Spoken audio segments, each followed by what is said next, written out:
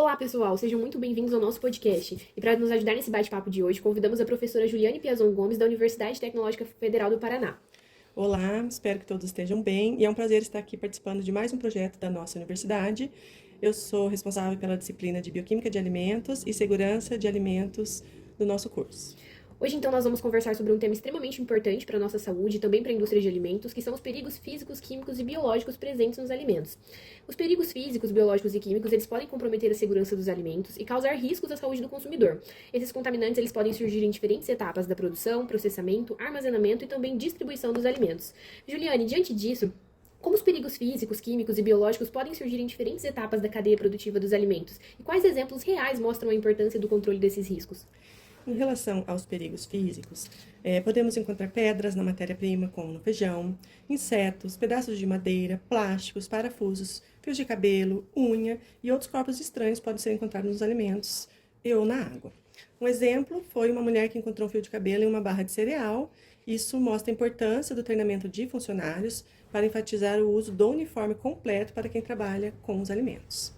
Em relação aos perigos químicos, pode ocorrer resíduos de agrotóxicos e fertilizantes, devido ao mau enxágue de utensílios e equipamentos, por exemplo.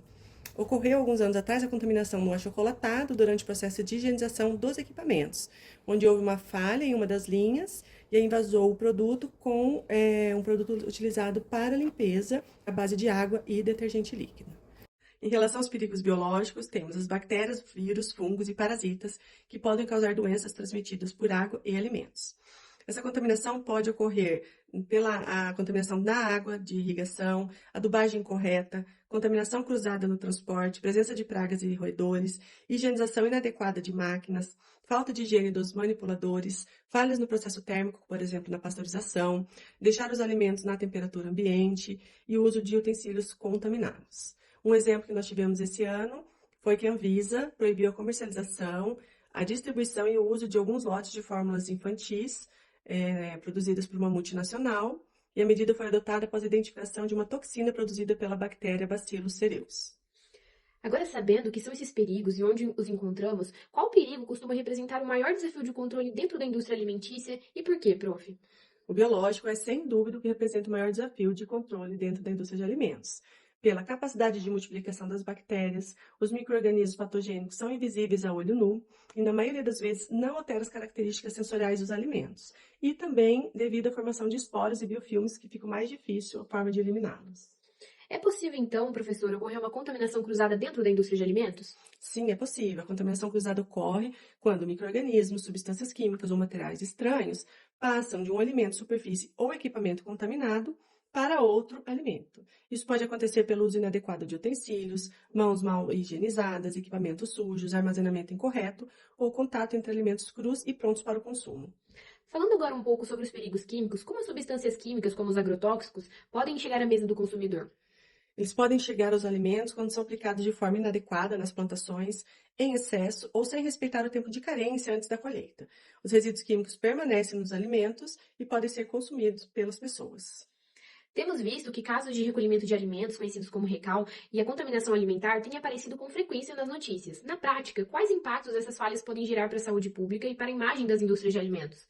A saúde da população é o primeiro e mais grave a ser atingido. Quando o alimento contaminado chega às prateleiras, as consequências variam de surto a crises internacionais. Iniciam-se as doenças transmitidas por água e alimentos, com sobrecarga do sistema de saúde, risco de morte dos grupos vulneráveis, como idosos, gestantes, crianças e imunodeficientes.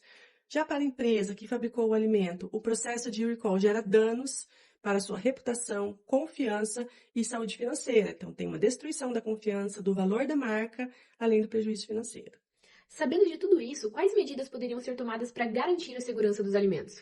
Várias medidas devem ser tomadas. Por exemplo, higienização correta das mãos, utensílios e equipamentos, controle de temperatura dos alimentos, uso de água potável, o armazenamento adequado, controle de pragas e vetores, treinamento de manipuladores, uso de uniformes, uso de EPIs, ou seja, toda a aplicação das boas práticas de fabricação.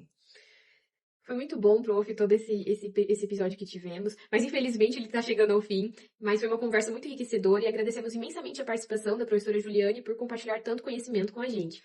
Eu que agradeço o convite e espero ter ajudado e ter elucidado algumas dúvidas. Também agradecemos a todos que acompanharam nosso podcast até aqui e não se esqueçam de compartilhar esse episódio e continuar acompanhando os nossos conteúdos. Até o próximo episódio.